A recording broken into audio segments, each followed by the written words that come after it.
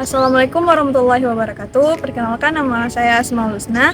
Di sini saya akan mengerjakan tugas UAS dari Bu Windah Hanifah mengenai ekspor. Ekspor itu adalah menurut peraturan nomor 10 tahun 2021, ekspor adalah kegiatan mengeluarkan barang dari daerah pabean. Nah, daerah pabean ini merupakan daerah milik Republik Indonesia, meliputi udara, perairan, dan darat.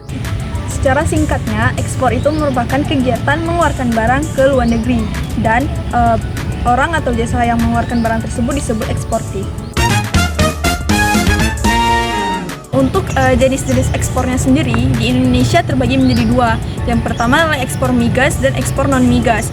Untuk ekspor migas itu termasuk seperti minyak bumi dan gas. Sedangkan untuk ekspor non-migas itu seperti kerajinan, hasil dari pertanian, hasil dari perkebunan, dan lain-lain. Jadi untuk faktor-faktornya sendiri ada 4 faktor. Yang pertama adalah faktor keadaan pasar luar negeri. Yang kedua adalah faktor keahlian dari eksportir ini untuk merebut pasar luar negeri. Yang ketiga adalah iklim usaha yang diciptakan oleh pemerintah. Dan yang terakhir adalah ketentuan kebijakan oleh internasional. Untuk tujuan sendiri dari ekspor adalah ada 3. Yang pertama adalah mengendalikan harga produk. Yang kedua adalah meningkatkan lapangan pekerjaan. Dan yang terakhir adalah meningkatkan devisa negara. Untuk sistematis dari ekspor sendiri, pada umumnya ekspor itu dimulai dari penawaran satu pihak dan disertai oleh persetujuan pihak lain menggunakan sales kontak proses. Sales kontak proses ini merupakan surat persetujuan antara eksportir dan importir yang merupakan lanjutan dari purchase order. Untuk tahap selanjutnya adalah LC opening process atau letter of credit process, di mana proses tersebut merupakan telah tercapainya persetujuan kesepakatan dari kedua belah pihak. Maka pihak dari eksportir akan meminta jaminan kepada bank sesuai dengan kesepakatan dengan pihak importir.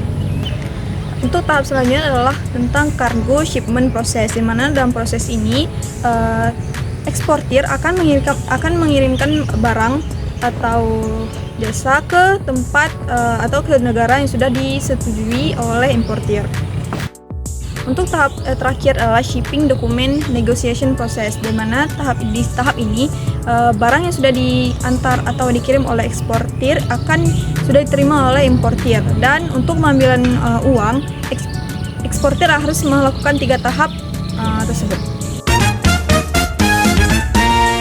Untuk studi kasus sendiri, saya mengambil studi kasus mengenai korupsi atau masalah tentang ekspor. Jadi, adapun studi kasusnya adalah Kejagung atau Kejaksaan Agung ini menyita sekitar 1,4 triliun rupiah dari korupsi ekspor CPO atau minyak sawit mentah, di mana kejadian ini terjadi pada tahun 2021 sampai 2022 yang melibatkan Kejagung sendiri sebagai pihak penyita dari uang tersebut.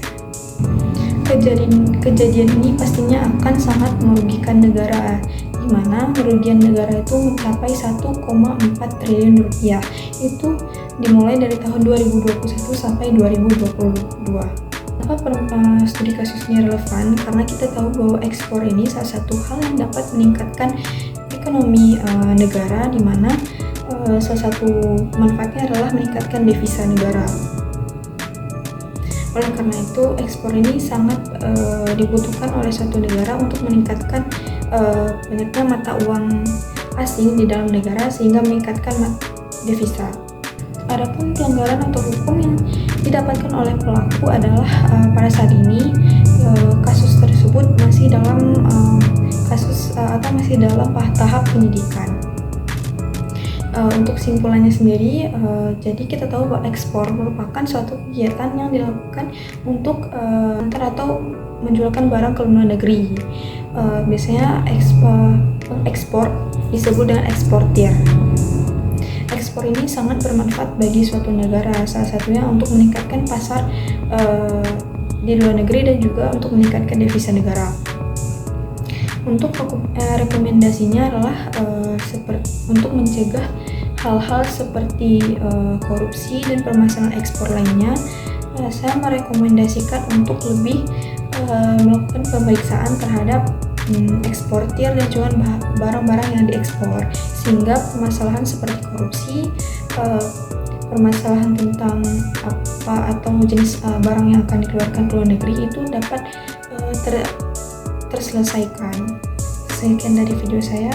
Akhirul kalam. Wassalamualaikum warahmatullahi wabarakatuh.